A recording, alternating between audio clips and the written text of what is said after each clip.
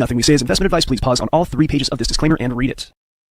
Good morning, everybody. Cowboy here, and it is Tuesday the 10th, 8:30 a.m. EST. We're taking a look at Bitcoin right now.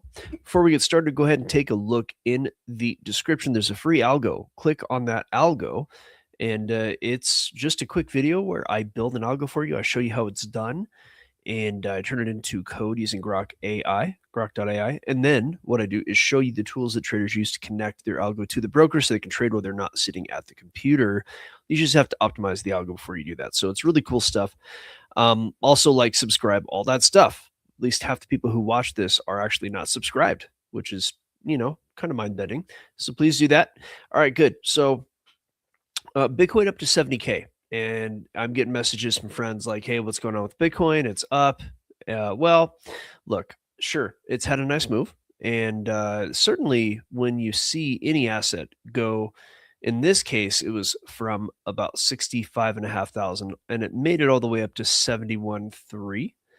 And that's very significant when it comes to most asset classes. That's an 8% move. That's big, guys. It's a big deal.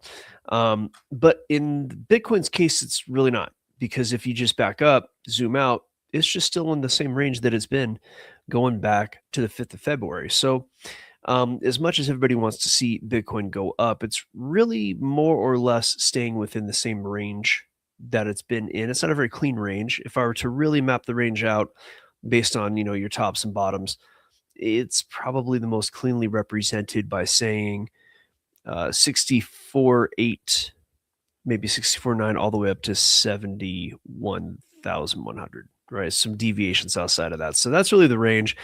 Now you start to get a little bit more bullish when price breaks 71,150, which is right here at the top of this kind of range. Like I said, it's not a very clean range. I don't know that I would really be, taking that number for gospel, but a decent time to get at least short-term bullish would be if Bitcoin can break 74,000, right? If it can break 74,000 and do it in a clean fashion, then, you might see it go up to 80,000 and even beyond. And that just really all depends on kind of where we are in the cycle. At this time, I don't know that we're going to see a new all-time high. I've had a consistent thesis that the 4-year cycle is done. That's the thesis I've had going back for months now. So I don't think we're going to see an all-time high. If anything, we're just going to see probably a bear market rally.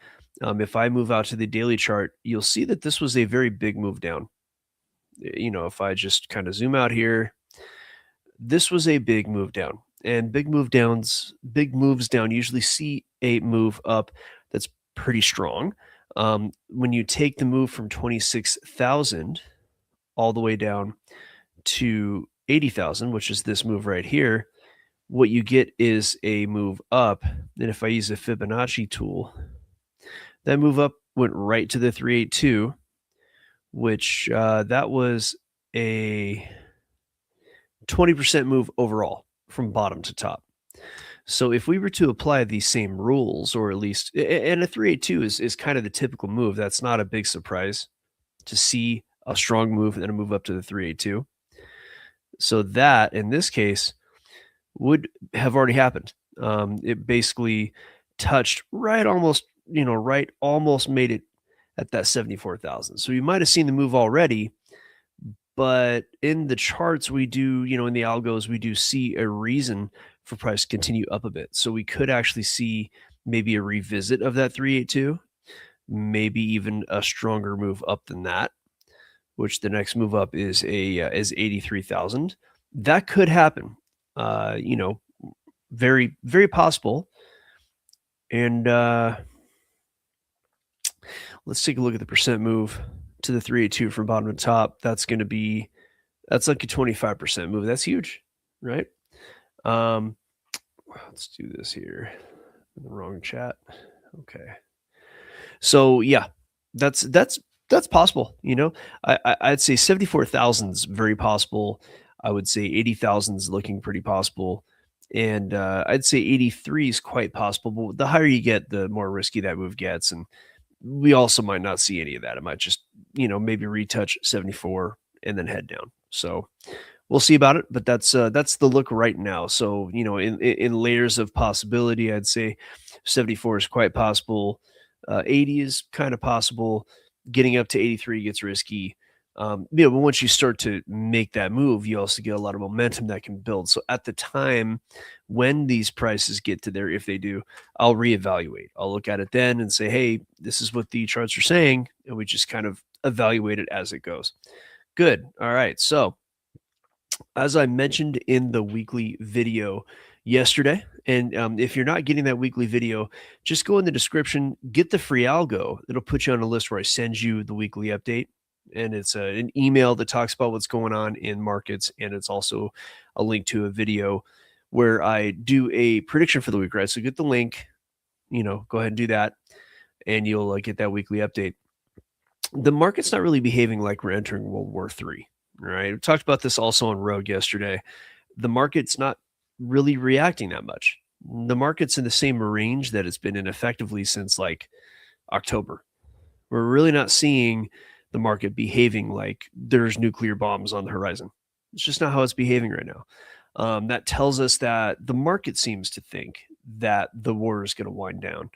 And, we talked about this on Rogue, where a lot of the world does not want this war, and it's gotten to a point where it's affecting the price of oil, and major economies are starting to take a hit, and that is something that Iran, with oil being such a large export for it, Iran can take that hit.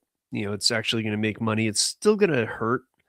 I mean, beyond the deaths of hundreds, if not thousands of people, which is a horrible, horrible thing. Their economy's still going to take a hit from this war as well, but they can offset it with higher oil prices, and they control Hormuz. So understand that the onus is going to be on Israel, really, and the U.S. to stop this war. There needs to be an off ramp, and if there's not an off ramp, you're going to have a lot of people very upset with the U.S. and Israel. And this is a midterm year in the U.S. The pressure is mounting to end this. So the market seems to know that, and the NASDAQ is staying above a pretty critical area of 23,869. I'd say the more critical area is going to be 22,500, but it's just really quiet. It's just bouncing around more or less. Let's say the range is sort of, I'd say 24,370 on the bottom, kind of, and 25,460 on the top. So, price just rocking around in there. And until price breaks below 23,850, that's when I would start to get a little worried if price gets below, not worried, but let's just say bearish. If it breaks below that, but if it really breaks below 22.5, that's when I would start to think that the market was going to head down and we're in, something that's more prolonged, right? So the market's not really saying that right now. Silver is showing a little strength. Again, these moves down are just the market's crushing silver. It's the players crushing it, so it can't come down. But every time they crush it down, it just wants to go up. And we're seeing that here. We're seeing higher lows. Not to say they can't crush it further, but crushing it's also expensive. You're shaking things up, and of course they're going to make money on the back end of that crush. But we are seeing higher lows, and we're seeing also higher highs ever since that long big move down back in the end of January, when they raised the margin requirements, the COMEX, and they did so more for gold than silver, especially the second time they did it a few days later on the 5th of February, right? So price continues to just wag up. Again, it's not to say it cannot just get crushed right back down, but if left to its own devices, it appears silver would go ahead and approach that high. It might not be like this trajectory, it might kind of pull one of these and one of the, it could do a lot of things. Like, we don't really know what's going to happen. And with the players sitting there ready to crush metals, that makes it really hard to predict. So trading this is really tricky. And that's just is because of the way that market is structured. And gold has a similar look, but we are at the end of the private live lab. So I will cover gold, the forex pairs, and whatever anybody else asks for in the private live lab. which I'm going to head over to right now. So like I said before, go into the description, click the link, get the free algo. It's really quick. It's a quick video. It's easy to watch, easy to understand. If you know anything about charting, if you want to know more about charting, just let me know. Send me a message. If you click in that algo, like I said, what it's going to do is it's going to put you on a list where I email you once a week, and you get the update, market update, what I think is going to happen on a very broad sense. I talk about, I talk about the stock market. I talk about metals. I talk about crypto. Talk about forex. I like forex trading. I talk about all these things. So just kind of understand that, get that.